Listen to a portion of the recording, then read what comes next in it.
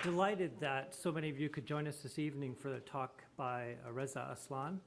My name is Am Johal. I'm director of SFU's Van City Office of Community Engagement. We've been here for 5 years in this building working on community engagement through strong support of Van City Credit Union, and it's been delightful to be partnered with the Indian Summer Festival for the past 5 years, and this year SFU is a premier sponsor of the festival as well.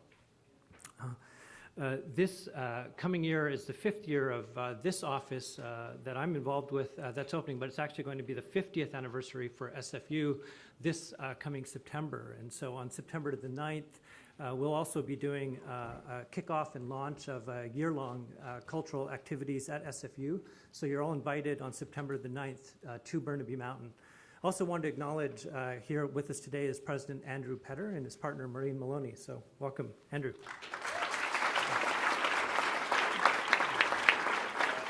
Of course, this festival really couldn't be possible without the incredible work of Suresh Rao and Laura Bispalco, the entire team. It's been wonderful to get to know them these past 5 years. This festival has enriched the city in profound ways, and we're absolutely delighted to be partners the last 5 years and on into the future. So please welcome Suresh Rao.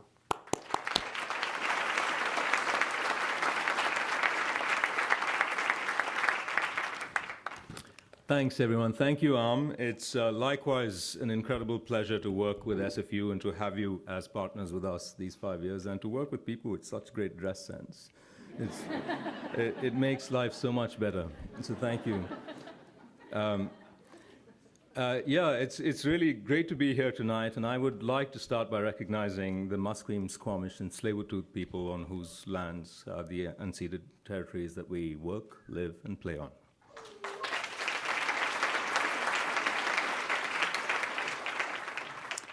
As Am said, one of the things that we do at Indian Summer is to bring the world to Vancouver, and the tagline of the festival is "Where Worlds Meet."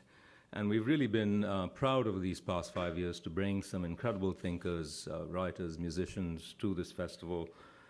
Coming up, we have actually tomorrow an incredible performance called Genes and Jazz, in which a Nobel Prize-winning scientist collaborates with his jazz musician son and his quintet.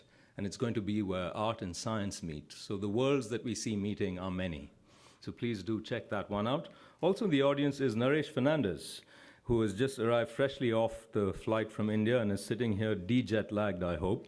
But he's going to give a fascinating talk called Taj Mahal Foxtrot, which will be at the Imperial on Saturday, which brings you back to Bombay's jazz age, and will be followed by our closing party, which is vintage Bollywood dance party. So come dressed to impress. If you're on social media tonight, our hashtags are ISF Ideas and Where Worlds Meet. And I'd really like to thank our overall partners. It's the premier partners, Simon Fraser University, the Georgia Strait, CBC Radio, Spice Radio, the City of Vancouver, Canadian Heritage, and the province of British Columbia. And this particular evening was made possible by a few people, the Asia Pacific Foundation being one. I see Stuart Beck right here in the front row. Thank you, Stuart, for the support. Hari Sharma Foundation. I don't know if Chin Banerjee and others from Hari Sharma Foundation are here, but they do wonderful work in this city.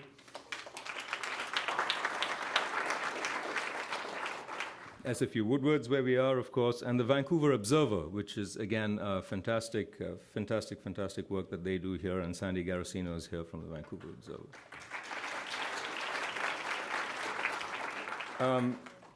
I mentioned Sandy. Sandy is, she shakes and shapes the world at the same time, which is a difficult thing to do.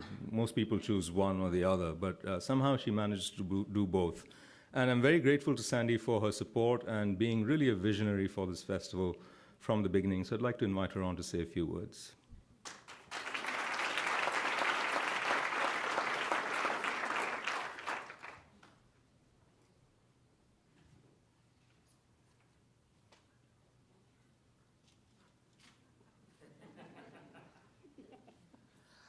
How's everybody doing tonight? Are we not lucky? Are we not the luckiest people in Vancouver right now, tonight, to all be here? Thank you all for coming out. It's our pleasure at the Vancouver Observer to be sponsoring, to be one of the sponsors this evening, and to be helping to present this. I'd like to just say, everybody always says great things about Sirish and Laura, but really these two people have given so much to this city. And by the way, can we have a hand for all the volunteers who are always do so much?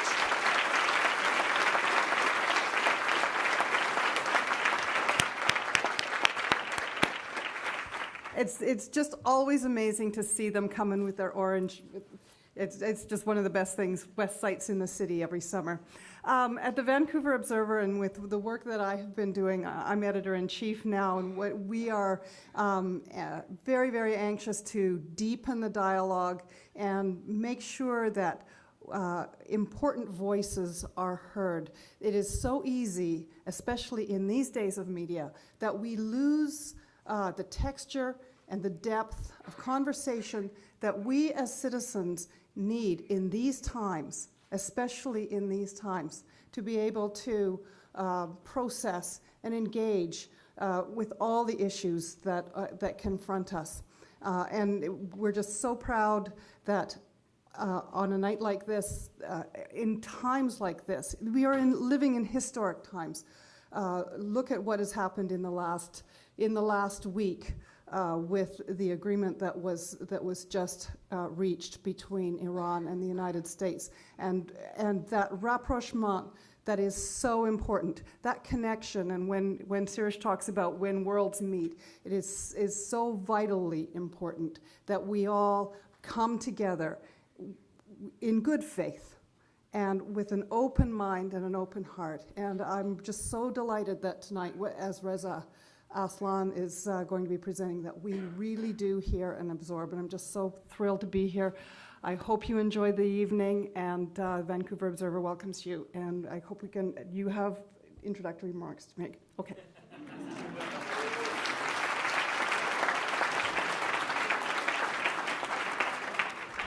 Thank you, Sandy. Thank you for reminding us that sometimes it's as important to receive in a certain way.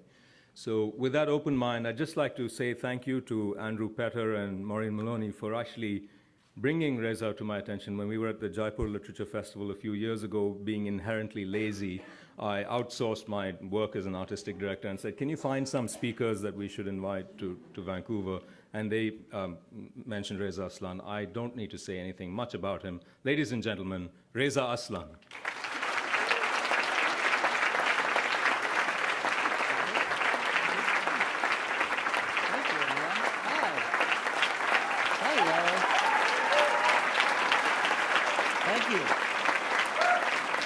Thank you.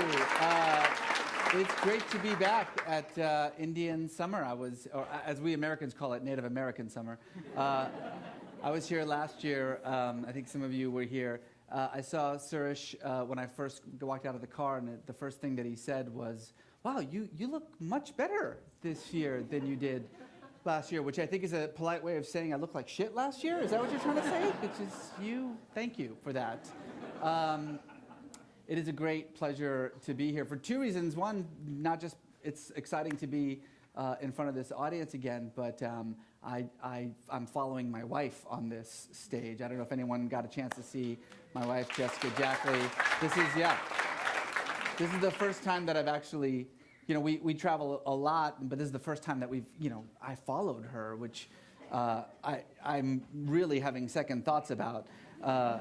Mainly because, when Jessica talks, it's mostly about the spirit of people and positive energy and how everyone is good. And then I come up and I'm like, death, violence, terror. So, yeah, sorry about that. It is actually really, really wonderful, honestly, to be back here. Thank you all for welcoming me again. It's also kind of awkward here talking about the relationship of religion and violence, very simple, positive topic.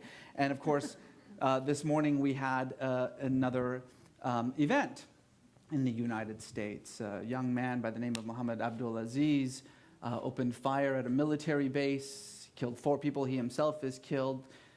We don't know what his motivations were yet. Obviously the speculation is out there, but the investigation, of course, still has to be done. Yeah, we actually do still have to investigate these things before we actually come up with reasons for them. But I think it's fairly clear from the patterns that we've seen in the US, here in Canada, in Europe, and abroad, that it's yet another example of the way in which religion can so often lead to violence. There is, I have to say, just, if you'll bear with me for a moment, that's my little son over there, 7-month-old Asa, who, by the way, barfed banana on me earlier, so just ignore that. It does sort of, I have to just bring this up, and I know I get criticized for it a lot. I don't think, it's a little bit ironic for me that this event happened in Tennessee 2 months ago for, I bet, a handful of you who know this story. A man by the name of Robert Duggart, a Christian pastor from Tennessee, was arrested by the FBI. They had performed a sting operation on him, and they had discovered that he had created an elaborate plan to travel from Tennessee to New York to a town called Islamburg. Yeah, there's a town called Islamburg. Which, really, that's like just paint a target on yourself. The town of Islamburg, with an elaborate plan. He'd already stockpiled the weapons. He had guns, he had bombs, he had machetes. He had a plan to slaughter as many men, women, and children, Muslim men, women, and children in that town as possible. He was arrested, of course, in a sting operation. About a week ago, a judge set him free. First of all, I should say, he wasn't charged with terrorism. Obviously, he wasn't charged with terrorism. He was charged with making an interstate threat. That's what he was charged with. And then the judge decided that, well, there wasn't really enough evidence other than his, plan to maintain his arrest. And so they sent him back to Tennessee. And he's now at home watching TV. And if that sounds weird to you, I think it begins to give you a sense of how slippery this topic is. This concept of a Christian who, in the name of Christ, a Christian pastor who, in the name of Christ, had decided that he was going to slaughter Muslim men, women, and children, who is not called a terrorist and who is sent home. And the countless Americans and Canadians of Muslim persuasion who have been arrested in sting operations, and whether these operations, whether you agree with some that they are often manipulated by the authorities or not, that's irrelevant. Once you decide to push the button, you're guilty as far as I'm concerned. But nevertheless, these countless stories that we hear of Muslims who, in any act of violence, are immediately pegged as terrorists and, more importantly, are immediately sort of put into this narrative wherein the sole possible motivation for their actions, of course, is their religion. It may very well be their religion. It may very well be. But I think it's a larger point. First of all, that terrorism has become an absolute bullshit term. It's a term that says, yeah, it's an absolute meaningless term. It's a term that says more about the person using it than about the person being described. First of all. And second of all, that this notion of violence in the name of religion is a universal phenomenon. It exists in all religious traditions. And I think for a lot of people that sounds weird. Whether you're religious or not, it sounds odd to think to yourself that violence and religion go hand in hand. They have always gone hand in hand. Because for most of us, we think that religion is about peace, about compassion, and for many religious people, it certainly is. Except that we have to recognize first and foremost that religion is far more a matter of identity than it is a matter of beliefs and practices. Of course, beliefs and practices are important in various degrees, but when a certain person stands up and says, I am Muslim, I am Christian, I am Buddhist, I am Hindu, that person is not making just a belief statement, that person is making an identity statement.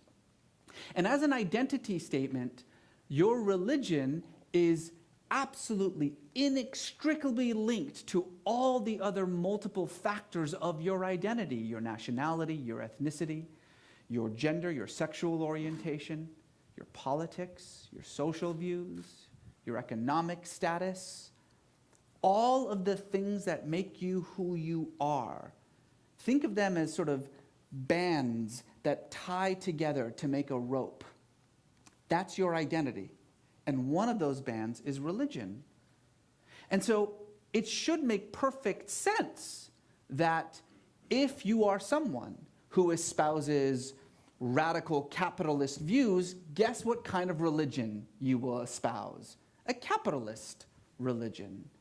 If you're a misogynist pig, guess what kind of religion you are going to espouse? If you're a radical feminist, guess what kind of religion you're going to espouse? Religion becomes infinitely malleable, right? It has everything to do with who you are as a human being.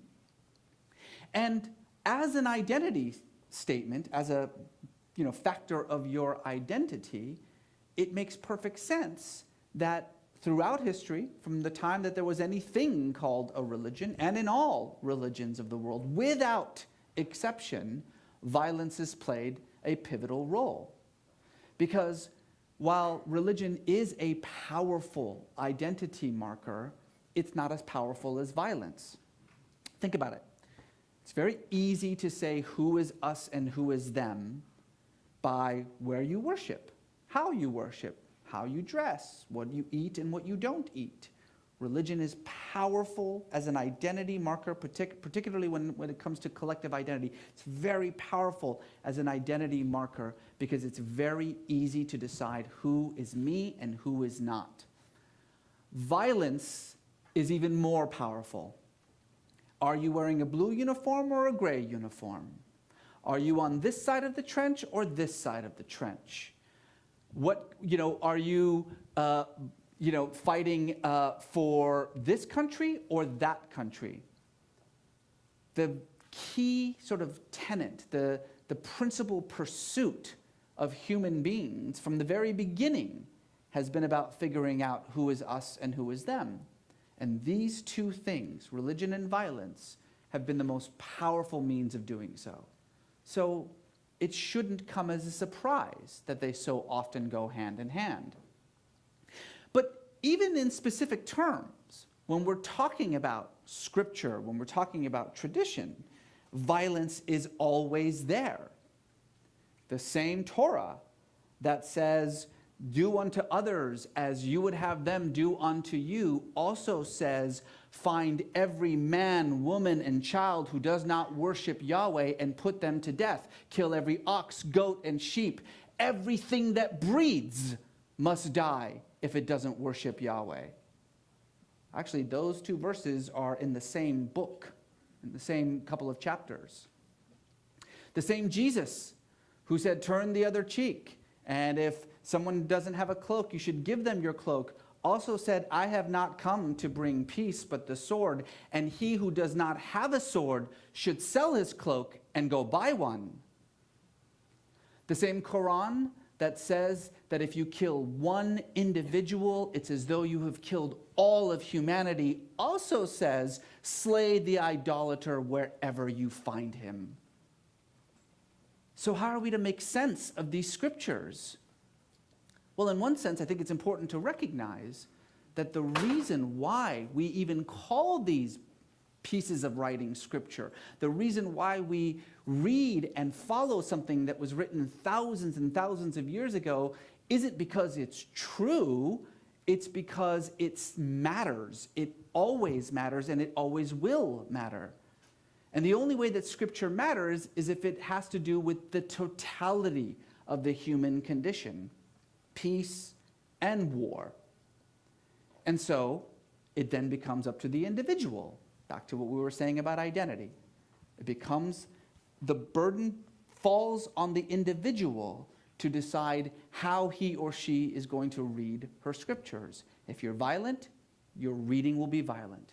If you're peaceful, your reading will be peaceful. It's as simple as that. Nevertheless, we are, of course, embroiled in a time of enormous religious conflict around the world, and in one particular region of the world. And so for a great many armchair theorists, this notion of religion and violence tends to be predicated on one particular religion and one kind of violence. So let's start there. Let's talk about what's happening within Islam right now. Because if you have eyes to see and ears to hear, you know that there is a problem. There is a cancer within the Islamic world, and a cancer that is eating away at the very soul of this faith. Now, it is important, of course, to understand that the vast majority of the victims of this cancer, by the tens of thousands, are other Muslims. Occasionally, a white person dies, and then it gets all the news. But tens of thousands of Muslims on a monthly basis are being slaughtered in this internal conflict within Islam. And so we need to talk about that aspect of it as well. Now, when we are talking about this sort of current problem of Islamic violence, it's very important in the contemporary setting that we understand that there are two major branches of this violence. It's very easy when you're listening to politicians or pundits or talking heads on the media to think that all of these groups and individuals who are acting out in violent ways in the name of Islam are essentially representative of a single idea within Islam, that they represent a single goal, a single agenda. You hear politicians talk like this all the time. And it usually obviously has to do with their own political agendas. Benjamin Netanyahu is the absolute king of this, right? His sort of, it's almost like a verbal tick for him. ISIS is Iran. Iran is ISIS. Hamas is the same as Al-Qaeda. They're the exact same thing. I mean, all you have to do is say they both worship the same God and they both act in violent ways. They're the same. And we saw a lot of this, by the way, from the Harper government. We saw a lot of it from the George W. Bush government. It's why we managed to screw up the world so badly over the last decade. I mean, just in the most basic sense, the first rule of any war is know your enemy. And if you think that everybody out there who happens to be a Muslim and who uses violence wants the same thing, has the same agenda and the same goals, then you are fighting a losing war. Now, it's quite complicated, the geopolitical ramifications and issues, so we won't get too deeply involved in that, at least in this section. We can have a larger conversation about it in the Q&A. But I do think that it's important to start with one basic fundamental division, and that is the division between Islamism and jihadism. These are two radically different, indeed opposite ideologies, but again, if you listened to the media, if you listened to pundits and politicians, you would think that they're the same thing because these terms are interchangeable, but they are not, and they represent two radically different but absolutely fascinating and global phenomena that are taking place right now in the world. And this is going to be the heart of our conversation tonight. Let's start with Islamism. Islamism, for those of you unfamiliar with it, is basically nothing more than the Islamic version of the same religious nationalism that has gripped the planet over the last half century or so. Religious nationalism, of course, is predicated on this idea that the old concept of secular nationalism, the idea that human beings, collectives, should define themselves not by their ethnic identity or their religious identity, but based on a civic agreement between free and equal citizens that are geographically contained within some borders, and that's where your identity should be. It's called secular nationalism. It was the prevailing philosophy of the 20th century.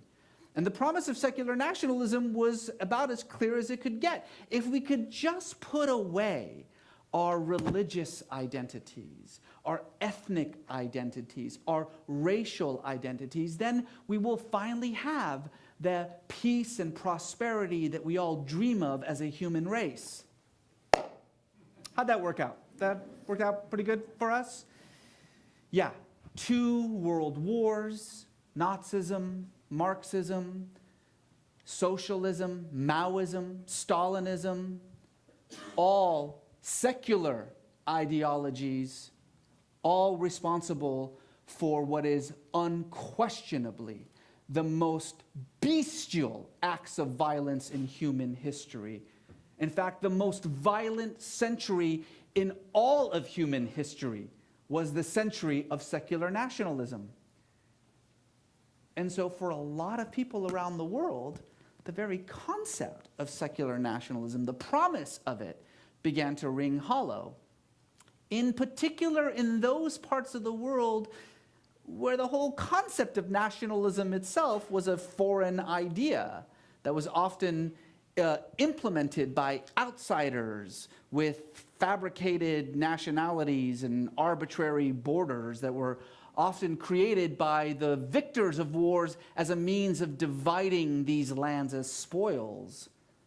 For them, nationalism in general never made all that much sense, let alone secular nationalism. And on top of that, over the last 50 years, what we have seen as the surge of globalization is that those national identities don't seem to matter as much as they used to. The borders and boundaries that separate us as distinct nation states have begun to disintegrate.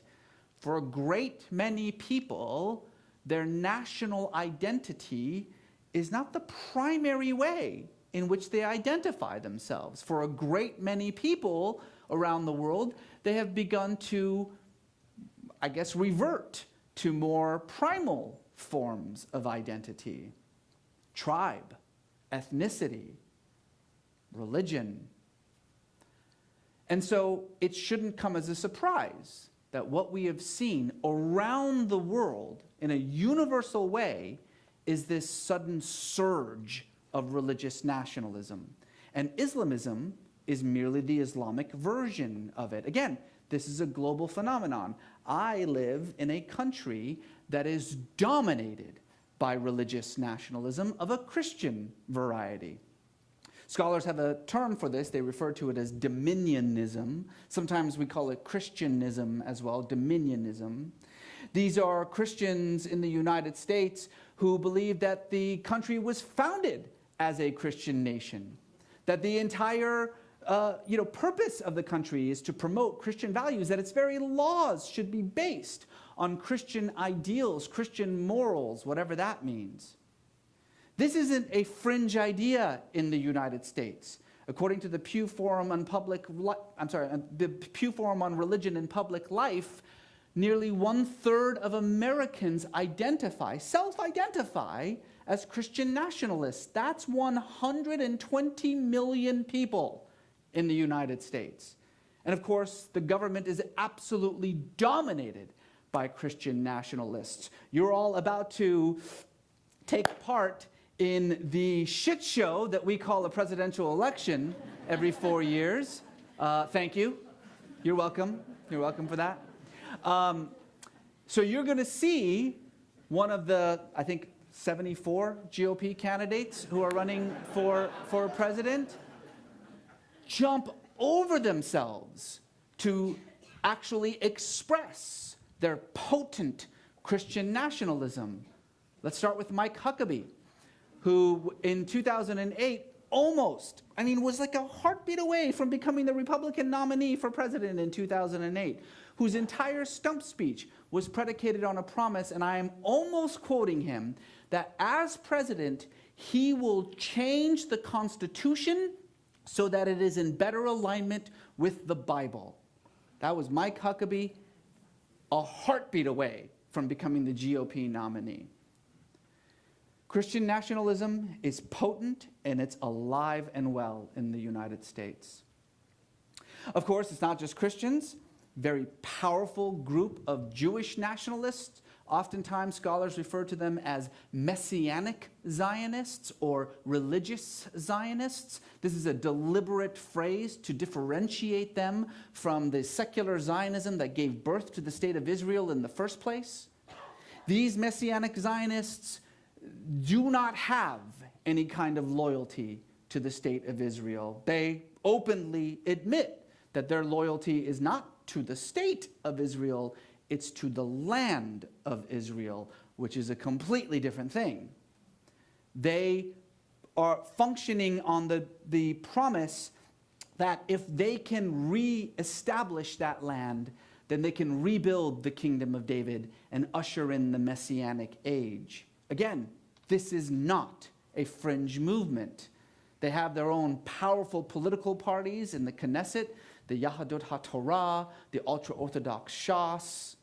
Of course, the most powerful bloc of these Messianic Zionists are the so-called Gush Emunim, the radical settlers who, with absolute support of the government of Israel, whether it's Labor or Likud, it makes no difference, with absolute support of the government of Israel, have set up these illegal settlements. And yes, I'm using air quotes because every settlement is an illegal settlement, but technically what Israel itself refers to as illegal settlements, and have begun a reign of terror under the term price tag. Have you heard this phrase?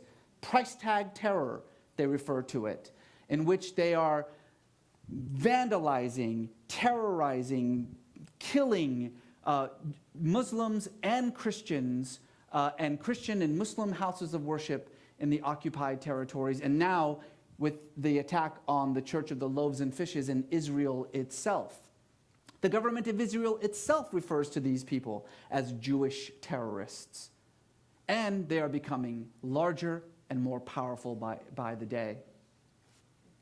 If you want to just talk about numbers, if that's all we're talking about, by far the largest group of religious nationalists in the world are in India.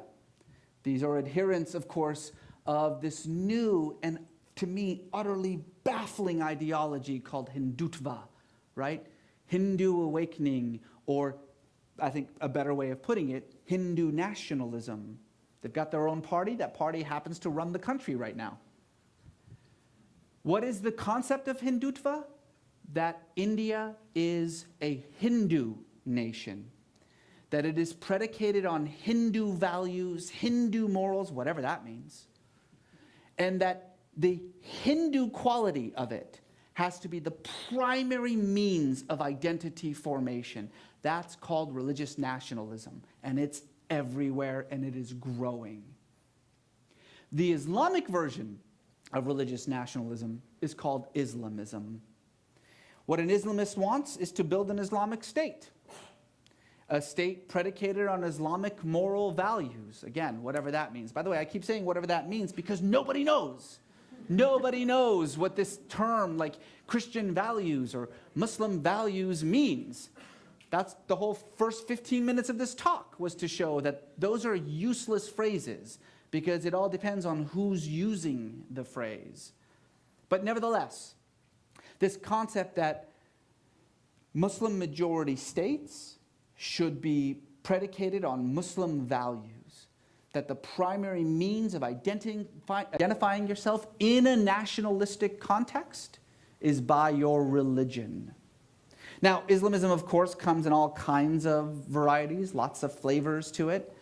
There are Islamists who use the ballot and democracy to promote their views, We've seen this in Pakistan, we've seen this in Malaysia, in Indonesia. Perhaps most famously, most successfully, we've seen it in Turkey with the Justice and Development Party that has had enormous success as an Islamist party in election after election until, of course, a few months ago.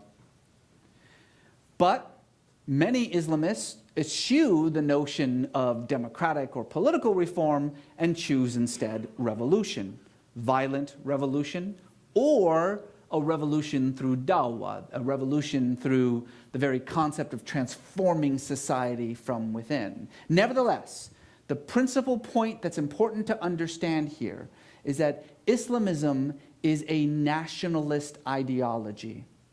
Hamas is an Islamist organization.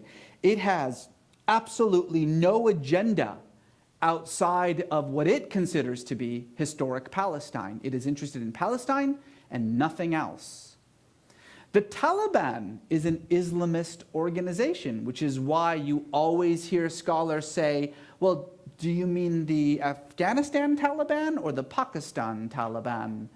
Because they are two different organizations, and there's no question that since the war on terror began, there's been an enormous amount of collusion for common cause, but that has not transformed their ultimate aim, their ultimate ideology.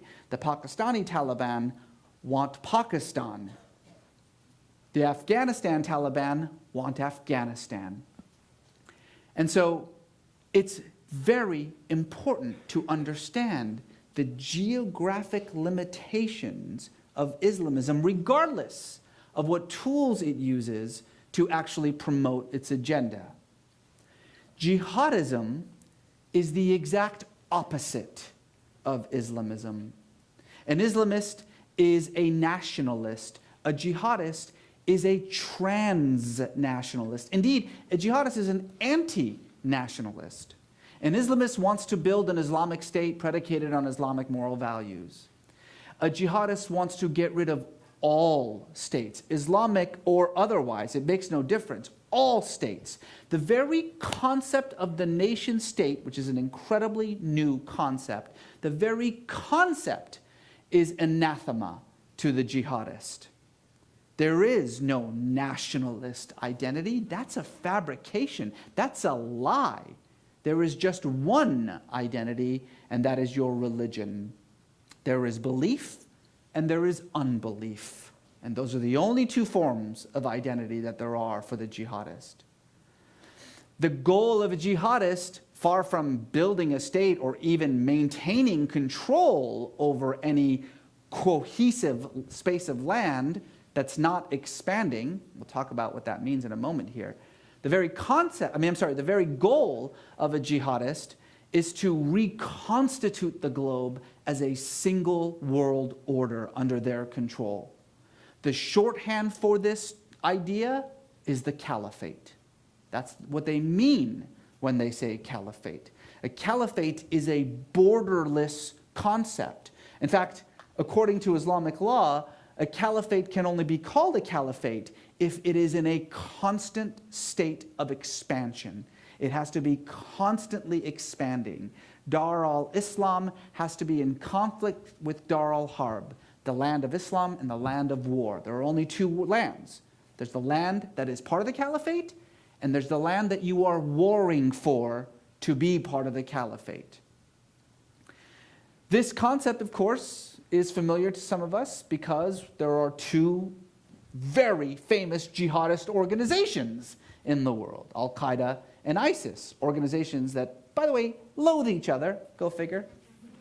Very famously, a few weeks ago, Adam Gadan, an American Al-Qaeda member who was killed in a drone attack for which President Obama apologized, which I thought was weird because we've killed 50,000 people with drones, and then we accidentally killed an American, and then there was this great apology for it. All right, I'm going to occasionally tangent on a soapbox. That was one of them. He very famously said that paradise is lost for ISIS. Why? Because they've killed too many Muslims, which is a funny thing for someone from Al-Qaeda, which has the blood of hundreds of thousands of Muslims, hundreds of thousands of just Iraqi Muslims on their hands. But indication that even within these organizations, there's a tremendous amount of difference. ISIS and Al-Qaeda are jihadist organizations. They are not interested in land. ISIS and this concept that we bother calling them the Islamic State is so funny. It's such a misnomer. You know, they used to be called the Islamic State of Iraq and the Levant, or the Levant sometimes in English is referred to as Syria, which is why we either call them ISIL or ISIS. And then remember, after a while, they dropped the other part of it and they just became known as the Islamic State, which confused the hell out of people because they're like, well, I don't get it. I thought they don't want a state. You misunderstand. They removed the words Iraq and Syria from their title because that was their way of saying we want everything now, not just Iraq and Syria. We want it all. Al-Qaeda wants the world. Hezbollah wants Lebanon. Do you understand the difference between a jihadist and an Islamist? Now, here's why that difference is so important. Because if you want something concrete and measurable, like a state, like political power, like, you know, electoral victory, whatever the case may be, if you want something concrete and measurable, there's room for a conversation there. You may not be able to have what you want. We're not going to hand, you know, Pakistan to the Taliban. That's not happening. But if you want something concrete, if you want something measurable, there's at the very least the possibility of negotiation, of compromise, of dialogue, of communication. If what you want is the planet, there's nothing to talk about. And this is the thing that's incredibly important to understand about jihadist organizations, is that they are fighting a war of their imagination. This is not a real war for them. Yes, the bloodshed is real. Yes, the violence and the horror is real. But their goals are absolutely ethereal. You know, there's a reason why Al-Qaeda never mentioned the caliphate. You know, they would write about it in their internal conversations all the time, but they never mentioned it because they'd get laughed out of the room. That's why. What they want is impossible to achieve in this lifetime, which is why they've transferred their goals from the earthly plane to the cosmic plane. In fact, what they are fighting is not a real war. What they are fighting is a cosmic war. ISIS is not fighting a war for territory. That's a mistake. They're not fighting a war for land. They're not fighting a war for politics. They are fighting what in their mind is a battle between the demons of darkness and the angels of light. They are fighting a cosmic war for the very concept of the triumph of good over evil. And it's a war that we can't have anything to do with. It's a war that we can't be involved in any way. Which is why the difference between, say, Barack Obama and a George W. Bush, not in the tactics of the war, because they've been identical, but in the rhetoric of this war is so important, right? The problem with George W. Bush, that's funny. One of the problems with George W. Bush was that he absorbed this rhetoric and he made it his own, right? We weren't fighting a complex military police investigation of an international criminal conspiracy. We were fighting a war between good and evil, George Bush told us. A war over civilization itself. He, if you remember, during those first, few months after the attacks of 9/11, kept referring to bin Laden not by his name, but he kept calling him the evil one. I'm not kidding. He would call him the evil one, like he was like Darth Vader or something. Now, fast forward 8 years, and President Obama is getting a lot of criticism because he has gone exactly the opposite way. he has decided that he's not even going to refer to as Al-Qaeda or ISIS as Islamic terrorists. He's not going to use the term at all. And he obviously gets a lot of criticism from the right, but he's even gotten criticism from the left for this. And so when asked why is it that you refuse to actually refer to these groups as Islamic, his answer, in a very smart, sophisticated, academic way, is that these groups, as Puritans, because that's what they are, they're puritanical groups, their primary concern is with purifying their own communities of what they see as its heresies, its imperfections, its innovations. That's why so many, again, by the tens of thousands of their victims are their fellow Muslims, what they refer to as the near enemy as opposed to the far enemy, us. President Obama said, well, these groups think of themselves as representing Islam. That's how they define themselves. But they're not. They're not Muslims, and so therefore I'm not going to call them that to give them that potency. It's a wonderful thought. It's also wrong. Because here's the problem with the president's view. Anybody who says he's a Muslim is a Muslim. Anybody who says he's a Jew is a Jew. Anybody who says he or she is a Christian or a Hindu or a Buddhist is a Christian, a Hindu, or a Buddhist. It is the individual who gets to define that, not the collective. And I understand the desire for communities of faith, when confronted with this kind of violent extremism in their midst, to simply say, that's not us. That has nothing to do with us. They're not even really Christian. They're not really Muslim. They're not really Jews. They don't have anything to do with us. I totally get that. Particularly because so often those actions are so beyond the pale of anything that could legitimately be called normative Islam or normative Christianity or normative Judaism or what have you. But it's also wrong. It's wrong because as much as we like to pretend that those who act violently in the name of religion are betraying their religion, it's just not true. You can find any justification for almost any act of violence in almost every scripture in the world.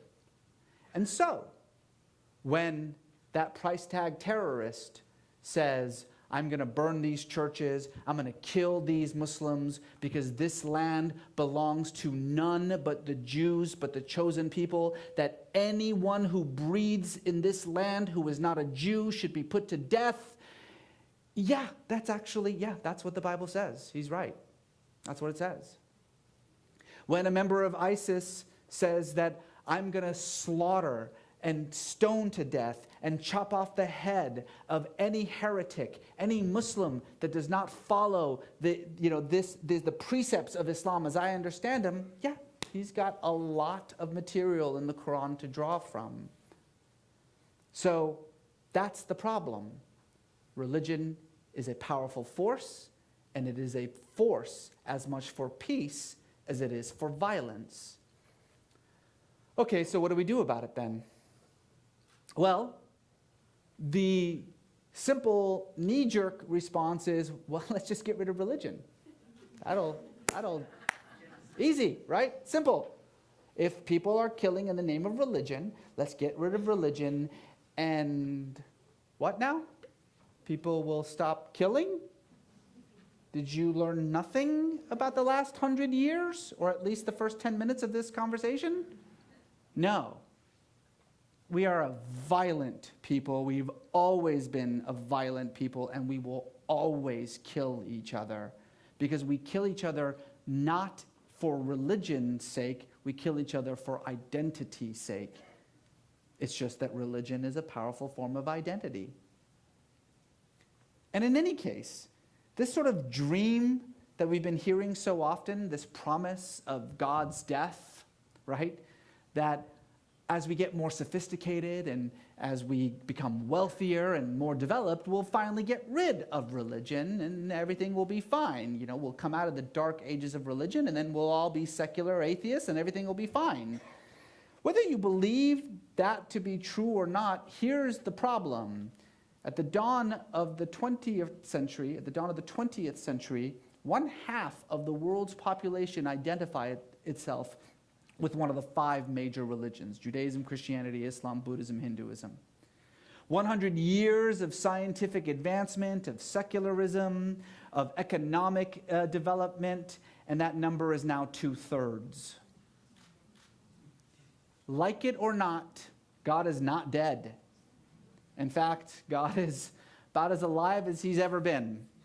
We are becoming more religious, not less religious. Now, let me pause and do one of my tangents and say, what we call religion is changing. That's an important thing to understand. What we call Christianity today, it's not exactly what we called Christianity 100 years ago. There is a difference there. That's a whole other point. But nevertheless, even if you believe that the answer is to get rid of religion, it ain't happening, man. It's not happening. And in any case, it's true that if someone acts violently in the name of religion, we should take that seriously. If a Muslim says, I am killing this person because Islam told me to, let's take his word for it. Otherwise, we'll never be able to confront it in any meaningful way. At the same time, however, it is the height of intellectual laziness to then blame religion for acts of violence in religion's name. I'm actually okay with that. If you're somebody who thinks that religion is responsible for every act of violence in religion's name, that's fine with me. As long as you also believe that nationalism is responsible for fascism. If you believe that socialism is responsible for Marxism, then I'll let you believe that religious violence or religion is responsible for religious violence. If you believe that science is responsible for eugenics, then I will let you believe that religion is responsible for religious violence. It's the height of intellectual laziness to think that there is a one-to-one correlation between these things. Yes, it's true that religion can be a motivation for violent act, but it is idiotic to say that then religion is responsible for that violent act. It's idiotic. So, if we can't get rid of religion, then what is the answer to religious violence, which is a very real and not going anywhere phenomenon? Well, here I have to stop talking like an academic for a moment and talk like what I am, which is a person of faith. I'm not just somebody who studies religion. I am a religious person. I actually do believe in God. I have a deep, spiritual, fulfilled life.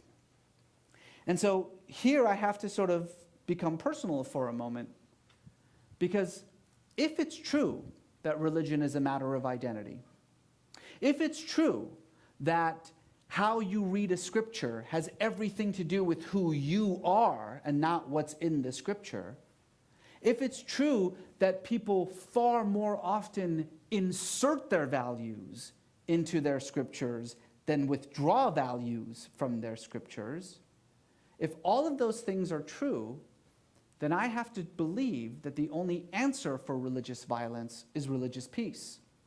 I have to believe that the only answer for religious misogyny is religious feminism. I have to believe that the only answer for religious exclusion is religious pluralism. I have to believe that the same religion that has the power to impel violent action has just as much power to promote peaceful action. And so for me, as a person of faith and as a scholar, the answer to the problem of religion is religion. Because I don't think that there's any other way of actually moving forward in the world in which we have created. We, as a human society, are becoming different in the way that we define ourselves. As I say, those old definitions, the old collectives, are fading away. We're not in the post-nationalist world yet, but we're getting there. And so these problems are not going to go anywhere. And so we have to decide, both non-religious people and religious people, how are we going to represent this new world? How are we going to represent a world that is becoming more religious, that is becoming smaller by the day, a world in which the definitions of us and them are becoming more and more fluid? How are we going to represent it? Well, if you, like me, are a religious person, then you're going to represent it by promoting your religion in as loud a voice as those who promote the violent view of your religion. We have to be just as loud, we have to be just as stern in our interpretation as those who have taken a far different interpretation are. And then the rest is like we say in Iran, it's all inshallah, right? It's all inshallah, God willing. Thank you.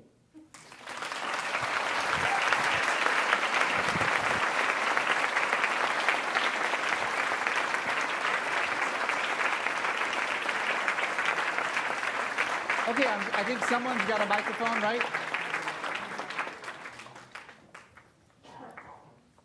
Thank you, Reza Aslan. I think we have time for a couple of questions for Yeah, Reza. sure. We'll take this discussion. There's mics running up and down both aisles. Reza, would you point to the hand that you want? Yeah, I don't see the mics though. Am I? All right. putting Have you got the someone- mics? Oh, Oh, yes. they're there. Okay, why don't we just start right here, or right there? Right there.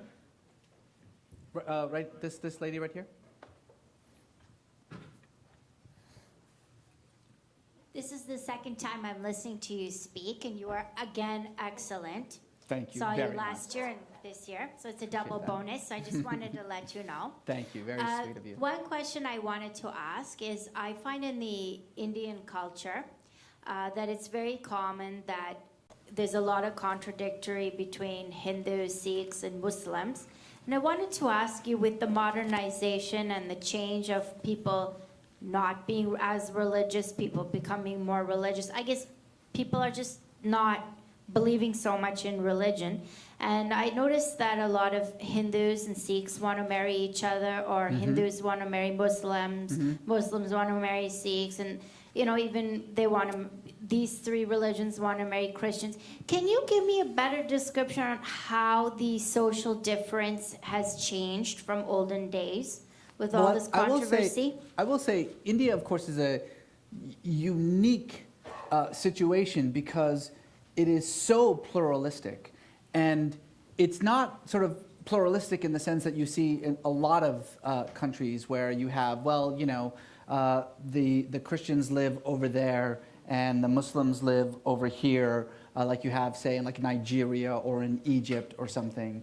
What I love about India is you walk around these streets and you see sort of like a temple to Ganesh that has like a crucifix next to it, and then there's like a Muslim there using it to pray. You're like, there's no place else in the world, that happens. And also the celebration of each other's holidays, right? Now, I think mostly it's just a reason not to go to work, but still, the idea that, you celebrate other religions' holidays that's a very unique thing.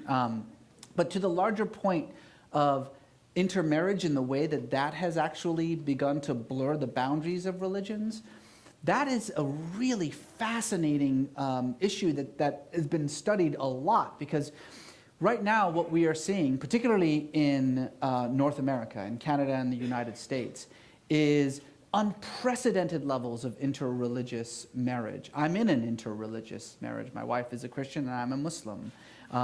And 10, 15 years ago, that might have been weird, but now it's not that weird at all. What we talk about when we talk about religious phenomenon in the West are two primary issues. Number one is what's called the religious marketplace, right?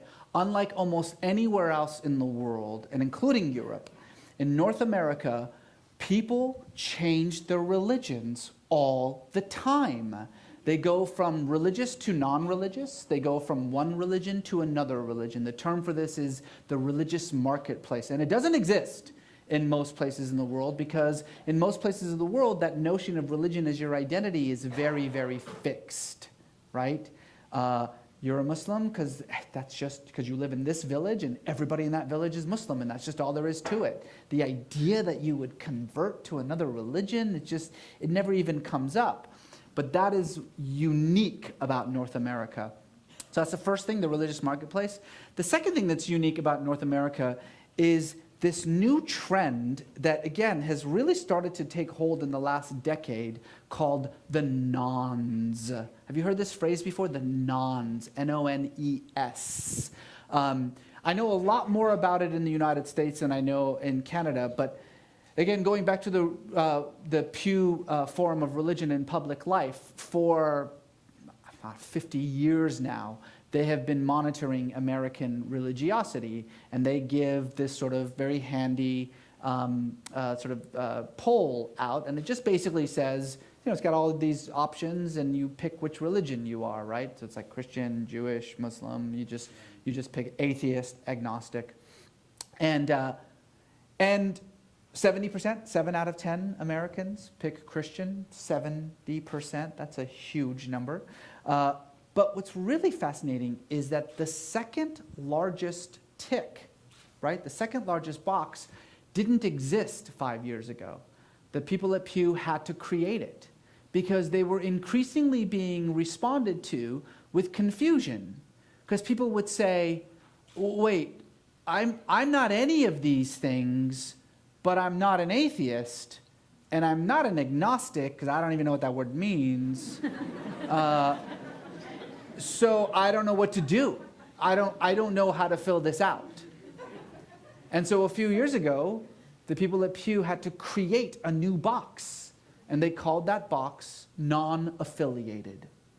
Non-affiliated, which is a shorthand for spiritual but not religious.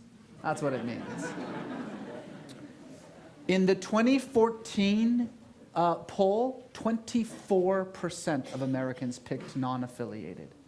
24%. So 70% of Americans are Christian. 24% picked non-affiliated.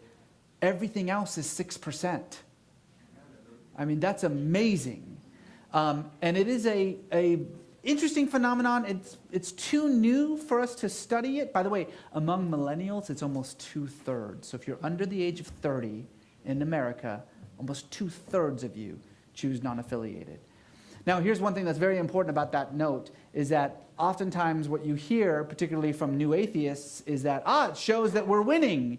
Well, no, because atheism is a box. You can choose atheists, and currently 2.5% of Americans choose atheism. In fact, with the exception of Muslims, atheists are the most hated group in the United States. Muslims are just a little more hated, just a little more. But atheists are the most hated group, which of course is absurd, because in almost every single poll measuring moral choices, ethical values, atheists rank at the very top of all of those lists. And yet there is this sort of conception that, well, if you're atheist in America, if you're atheist, then you're sort of immoral in a way. So those are the two most fascinating trends of contemporary religion in North America that I think you should watch out for. A gentleman, I like to go ladies, gentlemen. I guess there's a gentleman right there. And then I promise I'll get to the back. I also won't take that long to answer. Thank you. Then again, Suresh, you talked for like 20 minutes, man. Great. My question is just a simple one on sort of your last point that you made during your talk, and that you just brought up, the sort of non-affiliated individuals. What do they do to contribute to eradicating that religious violence in the world? Such a good question. Thank you for that.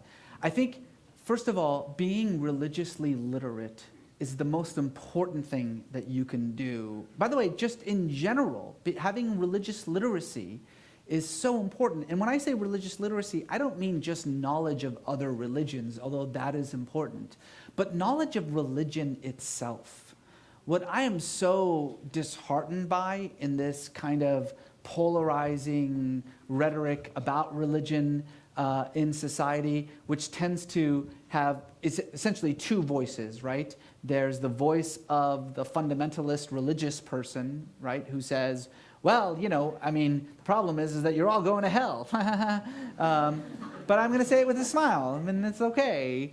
And then the fundamentalist atheist. And yes, that's a thing. People, stop emailing me, okay? Yes, you can be a fundamentalist atheist. You can. Do you know why? Because fundamentalism is defined by a few things. It's defined by an absolute unwillingness to think of the other side of the argument, okay?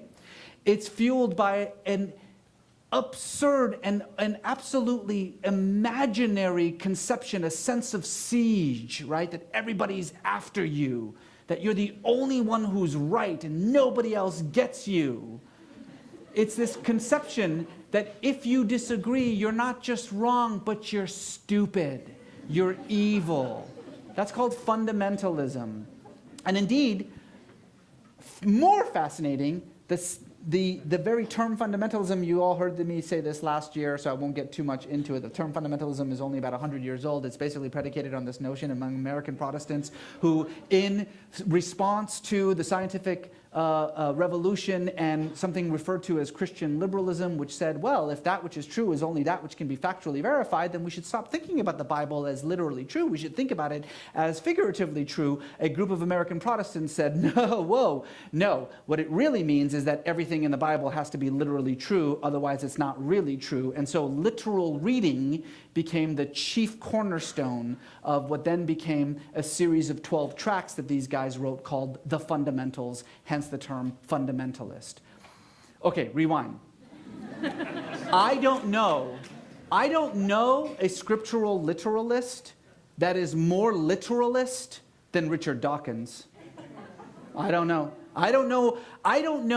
the most fundamentalist, crazy, literalist Christian I know doesn't read the Bible more literally than Sam Harris does. In fact, what's fascinating about the fundamentalist atheist viewpoint is that it's wholly predicated on this absolutely imaginary concept of what religion is, right? In fact, Sam is perfect at this. He says that the real problem is not religious radicals. The real problem is religious moderates. Because those who don't abide by every word of the Bible aren't really followers of the Bible. You know who else says that? Pat Robertson. Pat Robertson says that. That's called fundamentalism. What we need is the middle, the people in the middle, to start making themselves known, to start making their voices heard. And again, it's not just those who are religious, but especially those who aren't religious, who reject the extremes, who recognize that these are fringe ideas that don't have any role in solving any of the problems that we find ourselves currently embroiled in. A lady in the back. How about that lady over there?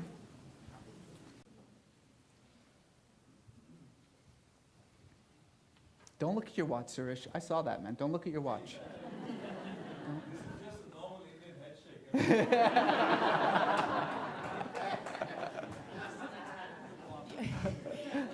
You mentioned feminism as like a value that religion should be focused on, and it brought to mind the PKK, which is bringing militant feminism like to a whole new level. Yeah.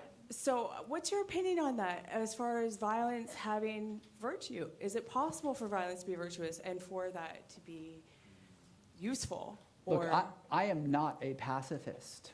I'm not. I don't believe that there is no place for violence. I'm of the opinion that when you are confronted, particularly with gross injustice, with the kind of, ethnic cleansing, there's no other term for what ISIS is doing in Syria and in Iraq except for ethnic cleansing. It is genocide. There's no other term for it. I am of the opinion that when confronted with genocide, you do whatever it takes to put a stop to it. I said earlier that when you're dealing with a jihadist organization, you're dealing with an organization that's not fighting a real war, they're fighting a cosmic war, and that really, in those kinds of situations, negotiation, diplomacy, there's no real role for this. Well, I didn't say the next part of that sentence, which is, therefore, the only response to a jihadist militant is violence. The only response to an ISIS militant is violence, is a military response. Now, that is not the response to jihadism as an ideology, because jihadism as an ideology encompasses far greater things than just an ISIS or an Al-Qaeda militant. They are the most potent and obvious faces, the most violent sort of manifestations of this ideology, but the ideology is much more widespread. And the ideology feeds off of grievances, very real grievances, which for the jihadists themselves are symbolic, but which for the audience that they are being used to sort of promulgate these ideals are very real. Let me explain what I mean by this. So, if you ever read the writings of bin Laden, it's so fascinating. Don't carry it through an airport, but really go home and read it, and don't check it out from a library in America. Don't do that. We're watching you. But everybody knows about sort of the greatest hits, right, of Al-Qaeda's grievances, the suffering of the Palestinians, the American troops in the Middle East, Western imperialism, all of those things. We've all heard those things. But when you read these writings, it is fascinating what else they are upset about. For instance, Osama bin Laden issued a fatwa once condemning America's role in global warming. Yeah, really. Yeah, Al-Qaeda's green. Did you know that? Well, yeah. I guess if you live in a cave, that's about as green as it gets, really, if you think about it. Zawahiri, Ayman Zawahiri, who is currently the head of Al-Qaeda, once famously wrote this tract lambasting America's role in not supporting the International Criminal Tribunal, the ICC, the International Criminal Court. What? Like, that is so mind-bogglingly random. Like, what are you talking about? The ICC? Is that really what you guys sit around talking about? Like, if only America would, incorporate the Kyoto protocols, well, we'd call off the jihad. It's so weird. But here's what's important about it. Of course bin Laden doesn't care about that stuff. Of course Zawahiri doesn't care about that stuff. You know who does? I do. I care about that stuff. And when I read these kinds of messages, they're talking to me. They're actually reaching out to me. They use their grievances like a gigantic net to just sort of throw out and grab people together. Of course they do. Think about this. Let's go back to the difference between Islamism and jihadism, right? If you're an Islamist, it's very easy to form a collective identity. Are you Turkish? Okay, done. You're one of us. Are you Lebanese and Shia? All right, you're done. You're one of us. But if you're a jihadist and you think nationalism is a sin, you think ethnicity is, in your imagination, how do you create a collective identity? How do you say us versus them?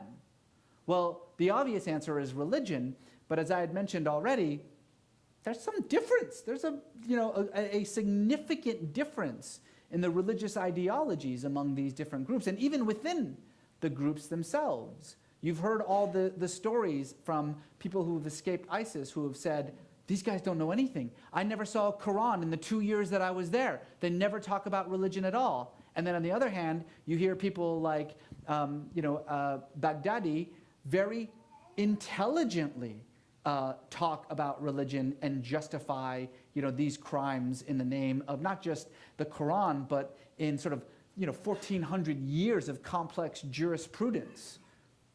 There's a huge diversity. So it's not religion. It's not religion that creates your collective identity. So then what is it? what makes us versus them are grievances. That's what makes us versus them. Do you agree with our grievances? Then you're us. And so for that to work, those grievances have to be gigantic. They have to be huge, they have to be diverse, and they have to be, in some cases, random in that regard. A gentleman, okay, since you're already up there and since I'm running out of time, is this my last? Is this, yeah, all right. Wait, what was that? That's like, you're not selling me something, you know?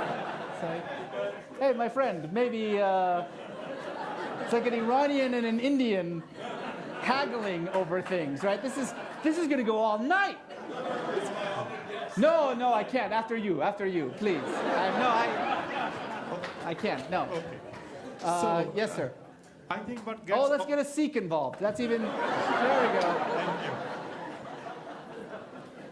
What gets ignored when we are talking about religious violence, especially contemporary version of religious violence, is that this religious violence is taking place under the shadow of a larger, invisible violence, the violence of technocratic neoliberal globalization. So when 9/11 happened, French thinker Jean Baudrillard, he said that, and I am almost quoting him, by dealing all the cards to itself, the system has forced the other to change the rules of the game, and the new rules are ferocious because the game is ferocious. So what I am trying to point to is that neoliberal, capitalist, technocratic globalization is also a kind of I can hear you. also a kind of jihadist ideology because it wants planetary domination. And it's transnational, and it's big. If there is no resistance to it, so Yeah. how do you formulate resistance that is moral? No, And what yeah. role religion can play in it? That's Well, the you know, question. this goes a little bit back to what we were talking about before, about this notion that there is this one-to-one correlation between belief and behavior. That sounds obvious. It sounds like if a person is like, hey, I'm killing you because my religion tells me so, well then it's obviously the religion's fault and we don't really need to look at anything else. We don't need to look at the socioeconomic aspects. We don't need to look at the geopolitical influences. We don't need to look at the yawning gap between the haves and the have-nots in these places around the world. The enormous influence, not just of colonialism, European colonialism on this part of the world, but of neo-colonialism, right? Just because we're not actually going over there and ruling ourselves doesn't mean that colonialism has ended by any means. It's just now an economic colonialism. I think all of these things are absolutely true, which is why all of these things have to be very much a part of any kind of real, legitimate attempt to create the kind of stability that's necessary to bring peace and prosperity to this region. There's no question about that. Here's, I think, what's really, just for me, the crux of this whole point that you're making, is that if we want to actually bring these cosmic battles back down to earth, we need to first begin by addressing those grievances. Again, for the jihadists themselves, these are symbolic grievances. Okay, they're not real grievances for them. But for everybody else, they are real grievances. They are legitimate grievances. And we can't ignore that. We have to actually address these grievances, if for no other reason than to take away that which is sort of tempting, that which is actually functional about the propaganda of these kinds of movements. And that involves, of course, everything that I was saying before: socioeconomic issues, the division between haves and have-nots, the power of the West, the hegemony, cultural and political and economic hegemony that we are seeing in these developing countries from Europe and North America. All of that is absolutely true. But more importantly, we have to give those who do see sort of the violent nature of religion as an out, we have to give them some other out. I'm going to go back to this principal divide between Islamism and jihadism, which I kept saying is sort of the crux of this entire conversation. Jihadism arose out of failed Islamism. Ayman Zawahiri was a member of the Muslim Brotherhood until the Muslim Brotherhood was violently crushed in Egypt. And he, like so many other nationalists, so many other Islamists, realized this is a waste. This idea of fighting for nationalist rights, be it through revolution or through the ballot, it's useless. There's no point in it. That the real battle is a global battle. The real fight is not even taking place in this plane. It's coming from another plane altogether. Jihadism, I said Islamism is about 50 years old, 50, 60 years old. Jihadism is about 15, 20 years old. Jared Brackman, who is one of the foremost scholars of jihadism at West Point, says that you could probably trace jihadism to about the year 2000. I think that's a little late. I would say you could probably trace it to the 1990s, the early 1990s. And primarily, you can trace it to one battlefield, and that's in Afghanistan. Because what happened in Afghanistan is that all of these failed Islamists, like Zawahiri, people who were fighting for some kind of voice in Syria, in Iraq, in Lebanon, in Palestine, in Egypt, in Algeria, decided that they were going to go fight this godless communists in Afghanistan. By the way, they didn't decide. The CIA brought them all there. They're like, hey, come and join us. Here's some guns. And what happened? They put aside their nationalist ambitions. They put aside their ethnic differences. And they fought as a single Muslim army. And they destroyed one of the two superpowers on earth. It wasn't long before they realized, oh, we've been doing this wrong all along, thinking that what we need is nationalist ambitions, thinking that what we should be focusing on is local concerns, that actually it's a global ambition, global concerns that we should be focused on. That, of course, is incredibly dangerous because, as I said, there's no answer to jihadism. The only answer to jihadism, besides addressing those grievances that they feed off of, is killing jihadists. There's no other answer. But Islamism is not a threat necessarily to peace and security. On the contrary, time after time we have seen that when Islamists are given an opportunity to put down their guns and to pick up a ballot, to take part in the political process, to have their voices be a part of the marketplace of ideas, and to allow people to actually hear those ideas and, I know this sounds crazy, vote about whether they agree or not with those ideas, every single time that that has happened, one of two things has taken place. Either they have been forced to moderate their behavior and achieve enormous political success, or they've not moderated their behavior and they have failed miserably, and both of those are good. Both of those are good outcomes, because at the very least, it's an avenue for these ideas, these local grievances to be addressed. When Mike Huckabee said, I'm going to change the Constitution so that it's in alignment with the Bible, we didn't say, oh, you know what? That literally disqualifies you from being president. You understand that your sole job is to enforce the Constitution as is. That's the only job of the president. So therefore, you're not allowed to be president. No, we didn't say that. We said, we're going to let everyone vote about whether that's a good idea or not. The idea that we could do that in Egypt, that a politician can stand up in Egypt and say, I'd like to change the Constitution so that it's in better alignment with Islam, you're never going to hear from that person again under this administration, under Sisi. That person's gone forever. That, I think, is very dangerous, because when you quash local ambitions, when you leave local grievances unmet, those ambitions, those grievances become global. And global ambitions are unaddressable. Thank you, everyone.